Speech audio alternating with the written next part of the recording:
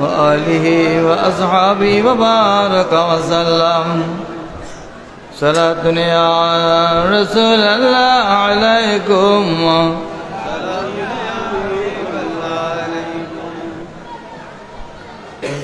দুরূদ শরীফের আওয়াজ গৌসিয়া মাদ্রাসার মাহফিলের মতো হচ্ছে না। আশিকে রসুলের আওয়াজ, দুরূদ শরীফের আওয়াজ উচ্চস্বরে করা, এটা বড়ই বরকতমণ্ডিত আমল। যারা এটাকে বেদাত বলে, নাজায়েজ বলে, জাহাল বলে, তাদের ফতোয়া যদি আপনারা মেনে চলেন তাহলে উত্তর পাশে আরেকটি মাদ্রাসা আছে, আপনারা চিনেন। আল্লাহর প্রিয় রাসূল সাল্লাল্লাহু আলাইহি ওয়াসাল্লাম ইরশাদ ফরমাচ্ছেন, মান সাল্লা আলাইয়া ওয়া রাফা বিহা সাওতাহু কুনতু লাহু শাফিআন ইয়াউমাল কিয়ামা।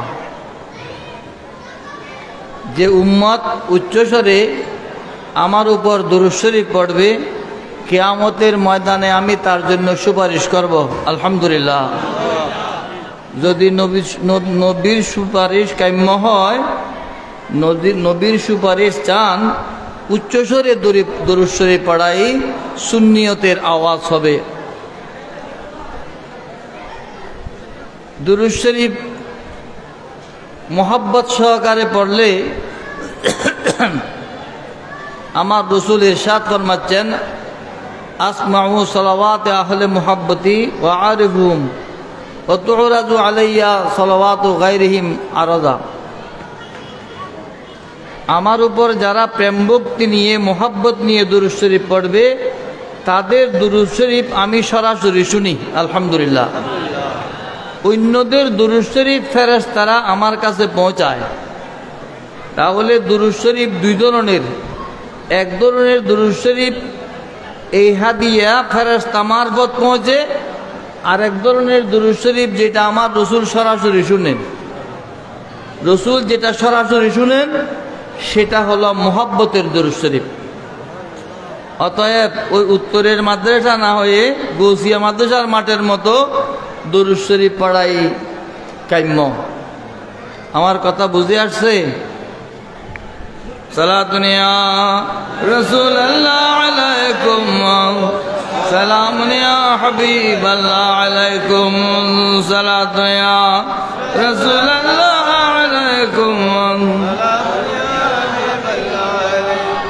শফিকা মেহরবা বাশদ মুহাম্মদ, হাবিবে ইনসজা বাশদ মুহাম্মদ, সালাতুন ইয়া সালামুন ইয়া হাবিবাল্লাহ আলাইকুম, ফলকরু হুজা বাশদ মুহাম্মদ, জমিরা ইজ্জা বাশদ মুহাম্মদ, সালাতুন ইয়া সালামুন ইয়া হাবিবাল্লাহ। খুদা در شان او فرمود لولاک اخص خلقتا باشد محمد، صلاة یا سلام یا حبیب اللہ علیکم، چه پرسی در قیامت رتبہ او امام مرسلہ باشد محمد، صلاة یا سلام یا حبیب اللہ، چرامی ترسی عزیز محشر جو یارت بے گما باشد محمد، صلاة یا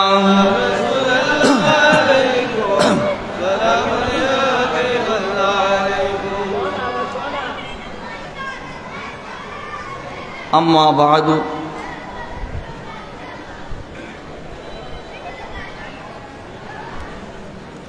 চট্টগ্রামের ফটিকছড়ি উপজেলাধীন নানুপুর মাজহারুল উলুম গাউসিয়া ফাজেল ডিগ্রি মাদ্রাসার 89তম বার্ষিক সভা এর সম্মানিত সভাপতি উস্তাদুল উলামা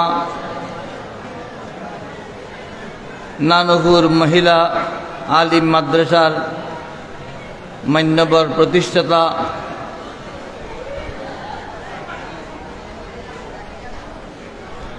আমাদের শ্রদ্ধেয় মুরব্বী হযরতুল হাজ আল্লামা সৈয়দ হুসাইন আহমদ ফারুকি দামাত বরকাতুল আলিয়া,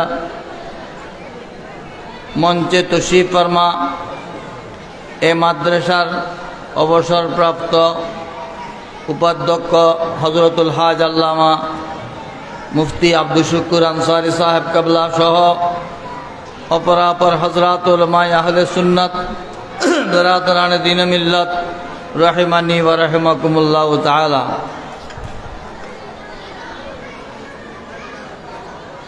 ওয়াজ দীর্ঘ হয়েছে, আমি ওয়াজ করার কোনো প্রোগ্রাম নাই, তারপরও সভাপতি সাহেবের পক্ষ থেকে আদিষ্ট হয়েছি আমার তকরির, মিলাদ শরীফ, দোয়া মুনাজাত সব মিলে 9:30। এরপর এশার জামাত হবে, এরপর কর্তৃপক্ষ আপনাদের জন্য ঈদে মিলাদুন নবী সাল্লাল্লাহু আলাইহি ওয়াসাল্লাম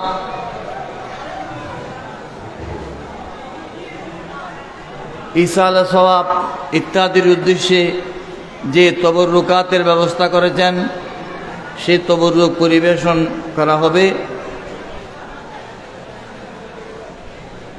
আপনারা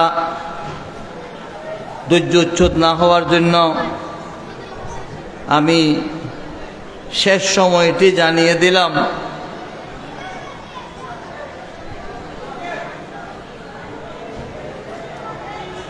মাহফিলে বসা, অংশগ্রহণ করা সেটা কিসমতের ব্যাপার, নসিবের ব্যাপার। যার নসিবে এই মাহফিলে বসা নাই ওনাকে আপনি জোর করে বসাতে পারবেন না, ঠিক কি না? যারা বসেছেন নিঃসন্দেহে ভাগ্যবান, আলহামদুলিল্লাহ। আল্লাহ পাক প্রত্যেকের হাজিরি উপস্থিতি কবুল করুন, আমিন। আমি ওয়াজ করব না, ওয়াজ আল্লাহর রহমতে আমার ওস্তাদদের কদমের বদৌলতে অনেক ওয়াজ করার সুযোগ হয়েছে। এখন এই বয়সে আপনাদেরকে দুই একটি প্রয়োজনীয় কথাবার্তা বলে আমি শেষ করে দেব। গড়ি আমার আছে, আমি সেদিকে লক্ষ্য রাখছি।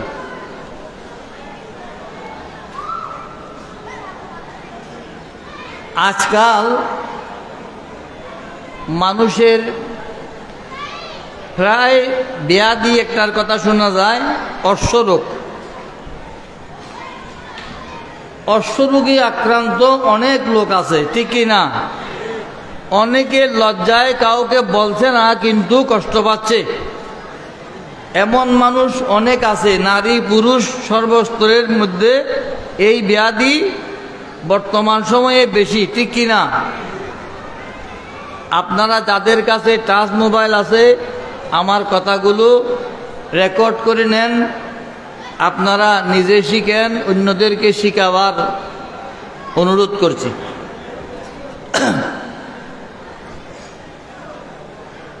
ফজরের সুন্নত আল্লাহ পাক সুবহানাহু ওয়া তাআলা ইরশাদ ফরমাচ্ছেন,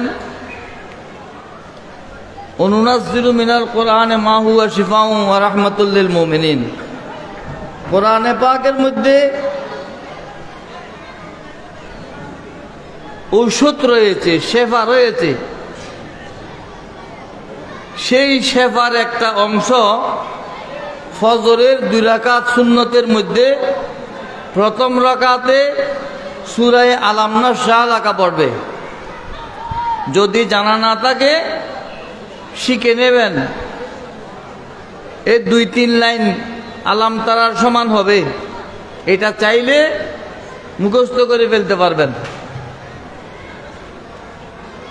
ফজরের সুন্নতের প্রথম রাকাতে সূরা আলাম নাশরাহ লেখা, দ্বিতীয় রাকাতে আলাম তারা। বিশেষ করে আমাদের উলামায়ে কেরাম এটা জানা দরকার, আপনারা মানুষকে এটা শিখিয়ে দেবেন। ফজরের সুন্নতের প্রথম রাকাতে সূরা আলাম নাশরাহ লেখা, দ্বিতীয় রাকাতে সূরা আলাম তারা, সূরা ফিল, এই 2টি সূরা পড়ে যেই ব্যক্তি নিয়মিত ফজরের সুন্নত পড়বে তার অশ্বরোগ হবে না। আলহামদুলিল্লাহ বলেন। আর যদি হয়ে থাকে আস্তে আস্তে সেটা সুস্থ হয়ে যাবে। আলহামদুলিল্লাহ। ফজরের সুন্নতে প্রথম রাকাতে সূরা আলাম নাশরাহ লেখা, দ্বিতীয় রাকাতে সূরা আলাম তারা, এই 2টা সূরা দিয়ে ফজরের সুন্নত পড়বে। এই হলো একটা আমল। আরেকটা আমল হলো ফজরের সুন্নত সুন্নতে যদি এই কেরাত পড়ার সুযোগ না হয়, দিনের যে কোনো সময়, দিনের বেলা যে কোনো সময় যখন নফল নামাজ পড়া জায়েজ আছে, এমন সময় 2 রাকাত নফল নামাজ পড়বে এই 2টা কেরাত দিয়ে। কেরাত কি? আলাম নাশরাহ লেখা আর আলাম তারা, এই 2টা দিয়ে 2 রাকাত নফল নামাজ পড়বে। নফল নামাজ পড়ে 70 বার পড়বে কি? আস্তাগফিরুল্লাহ রাব্বি মিন কুল্লি যামবি ওয়া আতুবু ইলাই, আস্তাগফিরুল্লাহ রাব্বি মিন কুল্লি যামবি ওয়া আতুবু ইলাই, আস্তাগফিরুল্লাহ রাব্বি মিন কুল্লি যামবি ওয়া আতুবু ইলাই 70 বার পড়বে। কয়বার? 70 বার।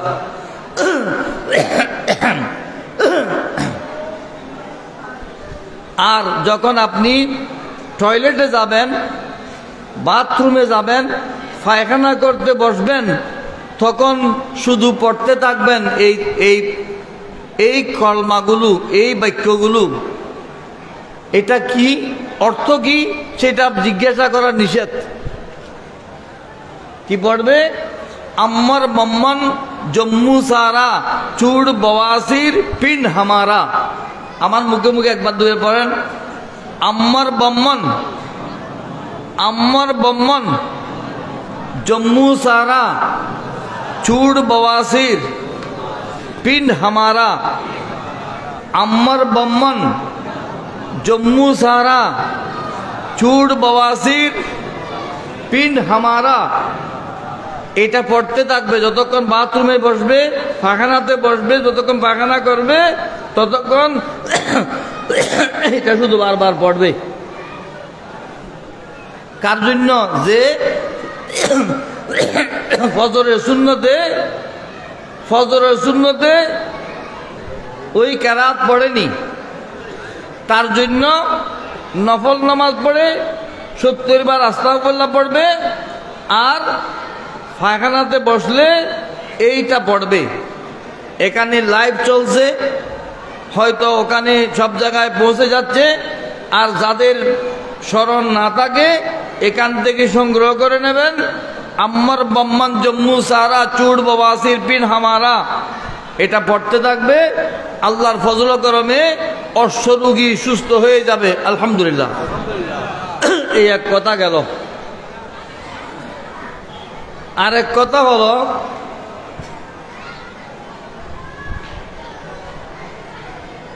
নামাজের মধ্যে সজিদা ফরজ।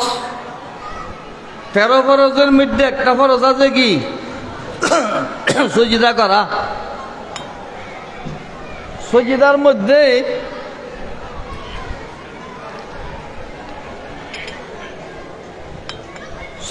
মধ্যে কপাল, নাকের আগা, 2 হাতের তালু, 2 হাঁটু,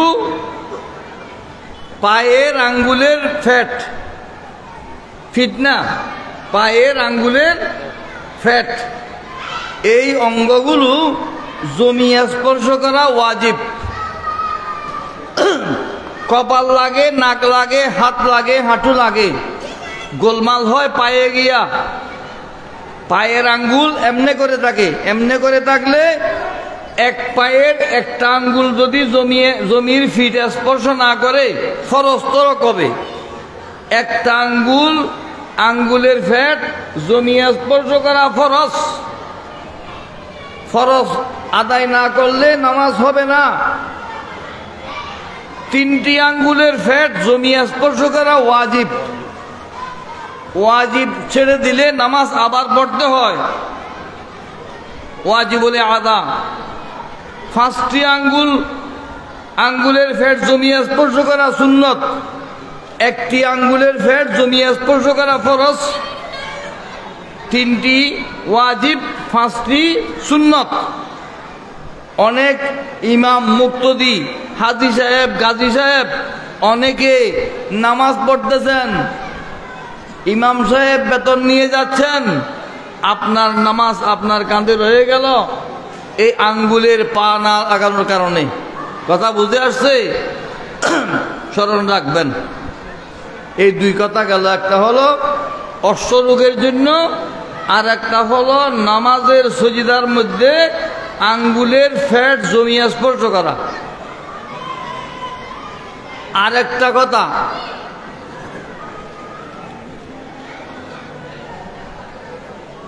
আর একটা হলো আপনি সব কিছু করতেছেন, কলেমা পড়েছেন, নামাজ পড়েছেন, রোজা রেখেছেন, হজ করেছেন, যাকাত দিয়েছেন, বিশ্ববিখ্যাত পীরের মুরিদ হয়েছেন, কিন্তু এক জায়গায় আপনার ভুল রয়ে গেছে। এই একটি জায়গায় যদি ভুল থাকে আপনার সব বেকার।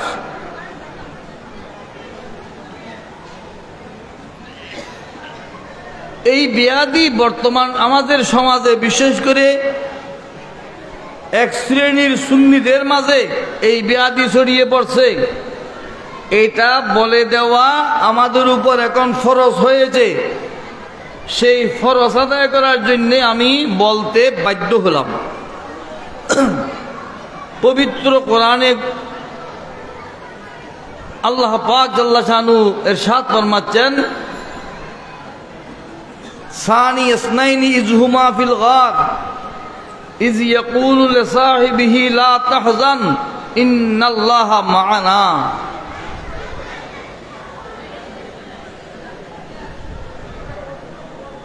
একজন সাহাবীর প্রশংসা পবিত্র কোরআনে নির্দিষ্টভাবে করা হয়েছে।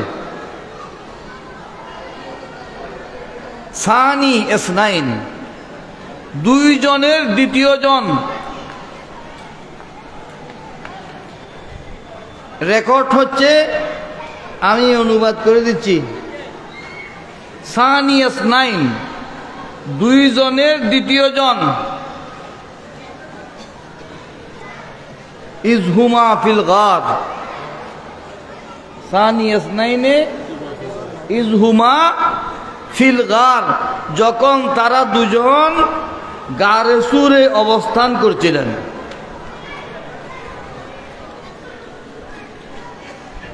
ইজ ইয়াকুলু লিসাহিবিহি লা তাহজান,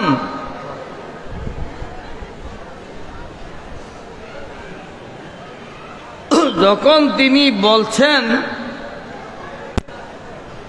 আপন সহচরকে, চিন্তিত হইও না, ইন্নাল্লাহা মা'ানা, আমরা 2 জন নই, আমাদের সাথে আরেকজন আছেন, তিনি হলেন আল্লাহ।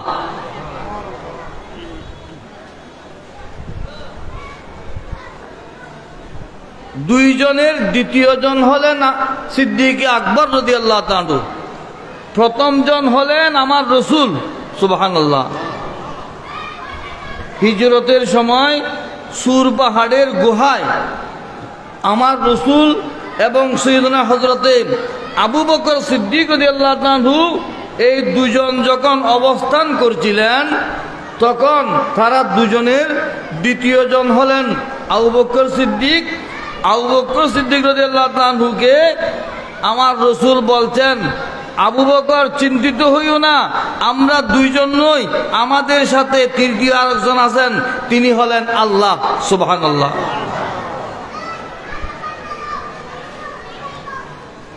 এই আয়াতের ভিত্তিতে আহলে সুন্নাত ওয়াল জামাতের আকীদা হলো, এই আকীদা মেনে চলা ঈমানের অংশ। আদম আলাইহিস সালাম থেকে রসুল পাক সাল্লাল্লাহু আলাইহি ওয়াসাল্লাম পর্যন্ত যত নবী রসুল মুরসাল দুনিয়াতে তশরিফ এনেছেন, এই নবী রসুল মুরসালদের পর সবচাইতে শ্রেষ্ঠ ব্যক্তি হলেন সৈয়দনা হযরতে আবু বকর সিদ্দিক রাদিয়াল্লাহু তাআলা। আবু বকর সিদ্দিক সবচাইতে শ্রেষ্ঠ, এটা বিশ্বাস করা আহলে সুন্নাত ওয়াল জামাতের মূল আকীদার অংশ। ইমাম আবু হানিফা রাহমাতুল্লাহ আলাইহিকে প্রশ্ন করা হয়েছিল সুন্নি কারা, তিনি জবাব দিয়েছিলেন, নাহনু নুফাদ্দিলুশ শাইখাইন ওয়া নুহিব্বুল খাতনাইন ওয়া নামসাহু আলাল খুফাইন। ইমাম আবু হানিফা রাহমাতুল্লাহ আলাইহির ফতোয়া, সৈয়দনা হযরতে আবু বকর সিদ্দিক, হযরতে উমর রাদিয়াল্লাহু তাআলা আনহু হলেন উম্মতের সর্বশ্রেষ্ঠ ব্যক্তি। সুবহানাল্লাহ। এই কথাকে পাশ কেটে যে যত বড় বুদ্ধিজীবী হোক, যেই যত বড় পীর মুর্শিদ হোক, যেই যত বড় পীরের মুরিদ হোক, যত বড় বিজ্ঞ আলেম মুহাদ্দিস ফকিহ হোক, এর বাইরে যাওয়ার কোনো সুযোগ নাই। পবিত্র কোরআনে আমার রসুলের পর দ্বিতীয় বলে ঘোষণা হয়েছে হযরতে সিদ্দিক আকবর রাদিয়াল্লাহু তাআলাকে। বর্তমান সময়ে আমাদের অঙ্গনে কিছু লোক আহলে বাইতে রসুলের মোহাব্বতের দোহাই দিয়ে হযরতে সিদ্দিক আকবর রাদিয়াল্লাহু তাআলার বিরুদ্ধে মুখ খুলতেছে। নাউজুবিল্লাহ বলেন। আমার রসুল যখন অসুস্থতা বোধ করতেছিলেন, আমার রসুলের মুসল্লার উপর ইমাম বানিয়েছিলেন হযরতে আবু বকর সিদ্দিক রাদিয়াল্লাহু তাআলাকে।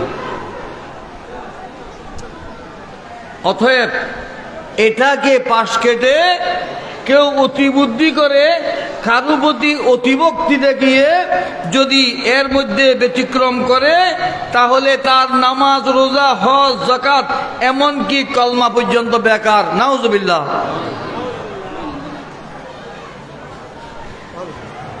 আল্লাহ পাক সুবহানাহু ওয়া তাআলা আমাদেরকে বুঝার তৌফিক দান করুন, আমিন। ইমাম বুখারী রহমতুল্লাহ আলাইহির কিতাব আজকে খতম হয়েছে। ওরা কিতাব চাইলইও ইমাম বুখারী রহমতুল্লাহ আলাইহি ৭০,০০০ হাদিসের হাফেজ হয়েছেন ১২ বছর বয়সে। ১২ বছর বয়সে ৭০,০০০ হাদিসের হাফেজ হয়েছেন।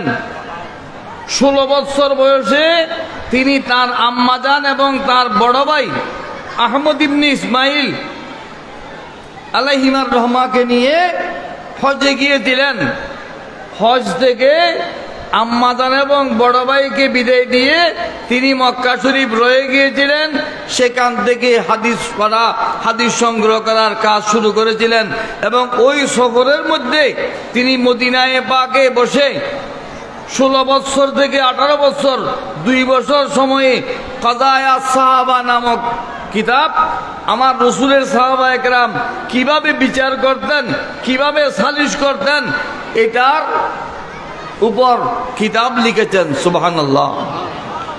কাযায়া সাহাবা 16 বছর বয়সে ইমাম বুখারী রহমতুল্লাহ আলাইহি লক্ষাধিক হাদিসের হাফেজ হয়ে গেছেন। সুবহানাল্লাহ। কথাগুলো এগুলোর জন্যই বললাম,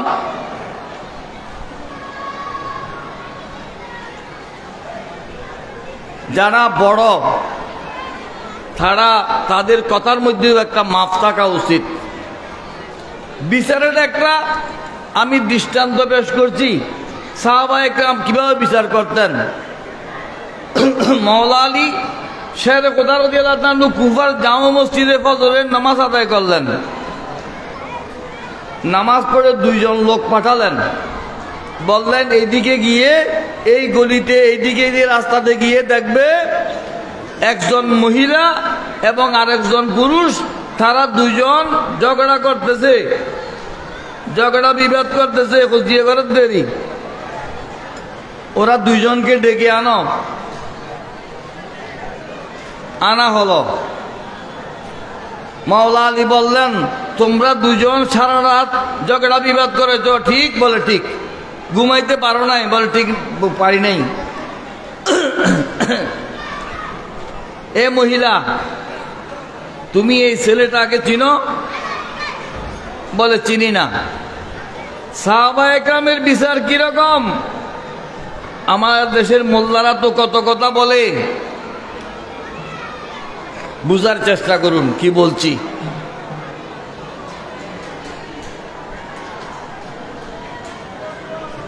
চিনো? বলে চিনি না।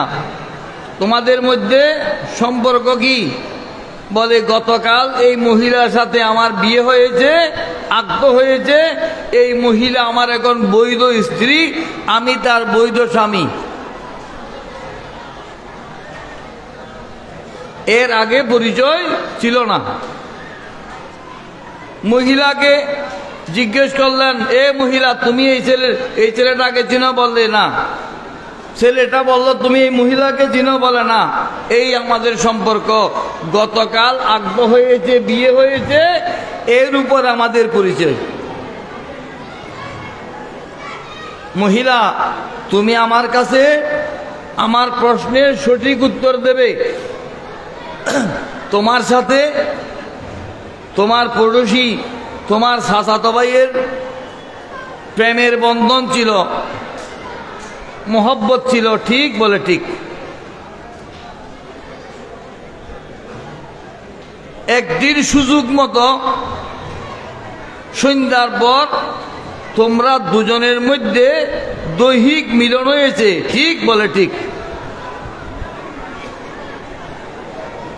পরবর্তীতে তুমি গর্ভবতী হয়েছ, ঠিক? বলে ঠিক।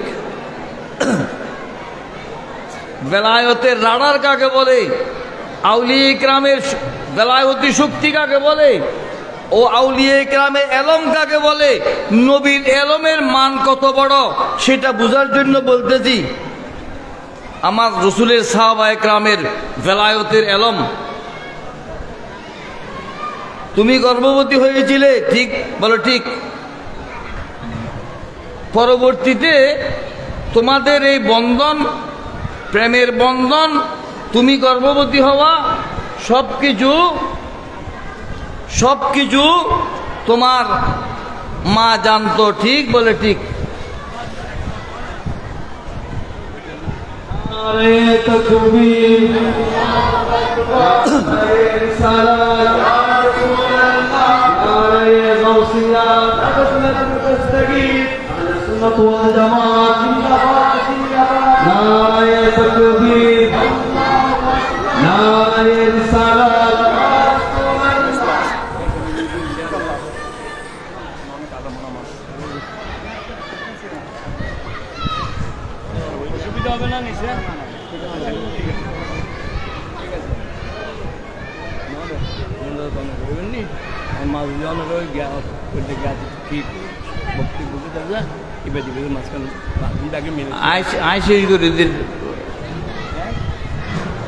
আর কথা পুরো আমি ওয়াজের বিষয় ন ধরি, তো আমি পুরো টুরো কথা কই দিই, ইয়ান কই শেষ।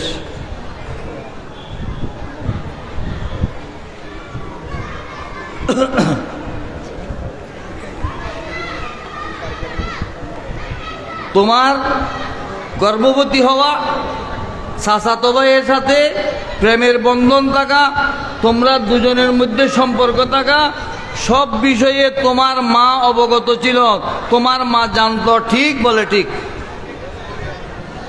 তোমার যখন সন্তান প্রসবের সময় হয়েছিল, তোমার সন্তান হওয়ার যখন সময় হয়েছিল, তোমার মা তোমাকে নিয়ে ওই বাড়ির সামনে একটা দেওয়ালের আড়ালে মাগরিবের পর সন্ধ্যার পর তোমার প্রসব হয়েছিল, ঠিক বলে ঠিক। তোমার একটা ছেলে সন্তান হয়েছিল, বলে ঠিক বলে ঠিক। কোথায় কোনায় বাতি, কোনায় তেল, কোনায় টিবিলে, কোনায় জ্বলে, এগুলোর বাতেলারা বুঝবে না। এগুলো নবুয়তের রাডার, বেলায়তের রাডার। সুবহানাল্লাহ। কোথায় ঝগড়া চলতেছে, কোথায় অপগর্ভবতী হয়েছিল, কোথায় জানা হয়েছিল, কোথায় সন্তান অবৈধভাবে গর্ভপাত হয়েছিল, সবকিছু মাওলা আলীর বেলায়তের রাডারের সামনে স্পষ্ট ছিল। সুবহানাল্লাহ। তোমার সন্তান হবার পর তোমরা সন্তানটা একটা নেকড়ে দিয়ে তেনা দি বেড়াই ছেঁড়া কাপড় দিয়ে জড়িয়ে দেওয়ালের ওই কুলে নিক্ষেপ করেছিলে। দেওয়ালের ওই কিনে দিবেলাই দিও, ঠিক ঠিক বলে ঠিক। তারপর তোমরা মার মেয়ে দুইজন দূরে গিয়ে দেখতেছিলে এই ছেলেটার কি অবস্থা হচ্ছে।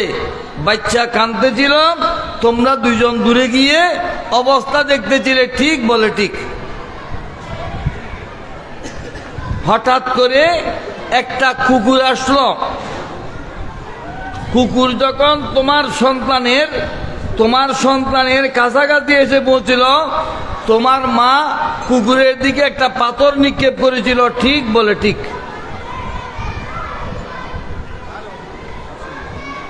এই পাথর কুকুরের গায়ে না লেগে তোমার ছেলের কপালে লেগেছিল, কপাল থেকে রক্ত বের হচ্ছিল, ঠিক বলে ঠিক। তারপর কি হলো, পাশের বাড়ির এক মহিলা এসে আর তোমার মা একটা ছেঁড়া কাপড় দিয়ে রক্ত বন্ধ করলো, আর সন্তানকে সেখানে রেখে তোমরা আবার অন্ধকারে দূরে গিয়ে অবস্থা প্রত্যক্ষ করতেছিলে, বলে ঠিক, জি ঠিক। তারপর পার্শ্ববর্তী বাড়ির এক মহিলা এসে তোমার সন্তানটা নিয়ে গিয়েছিল, ঠিক বলে ঠিক। এখন তোমার ছেলে কোথায়, বলে আর কিছু জানি না। জানো না, এদিকে আসো, এই ছেলে এদিকে আসো। টুপি খুলে এই তোমার ছেলের কপালে ওই পাথরের দাগ। সুবহানাল্লাহ বলেন না। বেলায়ত কাকে বলে, ওলি কাকে বলে, আমার রসুলের ফয়েজ কাকে বলে, আল্লাহর ওলিদের নজর কত বিস্তৃত। এই কপালের দাগ, তোমার মায়ের নিক্ষেপ করা পাথরের দাগ, এটা তোমার ছেলে, এ ছেলে এটা তোমার মা। তোমরা মা আর কি ছেলে, মা আর পুত্র। আল্লাহ পাক সুবহানাহু ওয়া তাআলা তোমাদেরকে জেনার মধ্যে লিপ্ত হওয়া থেকে রক্ষা করেছেন। সুবহানাল্লাহ। এই হলো কজায়ে সাহাবা, সাহাবায়ে কেরামের বিচারের এমন দৃষ্টান্তগুলো ইমাম বুখারী রহমতুল্লাহ আলাইহি লিখেছেন। 16 বছর বয়সে শুরু করেছিলেন, 18 বছর বয়সে শেষ করেছিলেন। 2 বছর চাঁদের আলোতে। চাঁদের আলোতে লিখলে চোখের দৃষ্টিশক্তি নষ্ট হয়ে যায়। ইমাম বুখারী রহমতুল্লাহ আলাইহির চোখের দৃষ্টি নষ্ট হয়নি, এটা ইমাম বুখারীর কারামত। অশ্বরোগের জন্য একটা কথা বললাম, নামাজের সহিদার ব্যাপারে একটা কথা বললাম, সিদ্দিক আকবরের শ্রেষ্ঠত্ব, উম্মতের মধ্যে সর্বশীর্ষ ব্যক্তি, এই কথা বিশ্বাস না করলে ঈমান শুদ্ধ হবে না। আর একটা হলো আল্লাহর ওলিদের বেলায়তের নজর কত যে বিশাল, কত বিস্তৃত।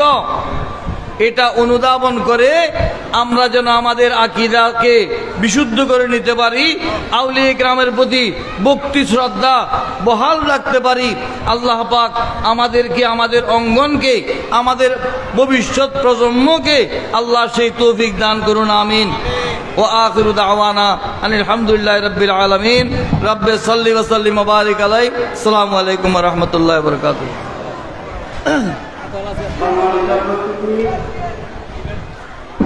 আইতি হইছে বাবা ও দলও বইন পারে দিয়া না, দলও বলিবা কইছি।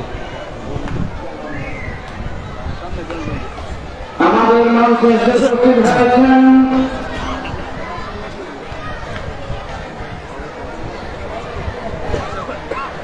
ইমাম আজম রহমতুল্লাহ আলাইহি সরকারের সম্মানিত প্রতিষ্ঠাতা, আন্তর্জাতিক মিডিয়া ব্যক্তিত্ব হযরতুল হায়াত আল্লামা মুফতি শফিউল্লাহ বাহাদুর সাহেবের দাওয়াতে হয়ে সম্মানিত উপস্থিতি, আপনারা জানেন এই নামে হুকুমত হাজিরা হযরত রহমানের ডিগ্রি মাদ্রাসা সত্যি পরিচালনাধীন ভারতীয় হাফেজ কোরআন বিভাগের 2024 সালের যে সমস্ত উপযুক্ত ছাত্ররা একটু সমাপ্ত করেছেন, ইতিমধ্যে তাদেরকে দস্তার এবং বিশেষ করে আমাদের মাদ্রাসা থেকে সমাপ্তকারী ছাত্র আপনারা জেনে খুশি হবেন। আমাদের এই মাদ্রাসায় আর একটা নতুন আঙ্গিকে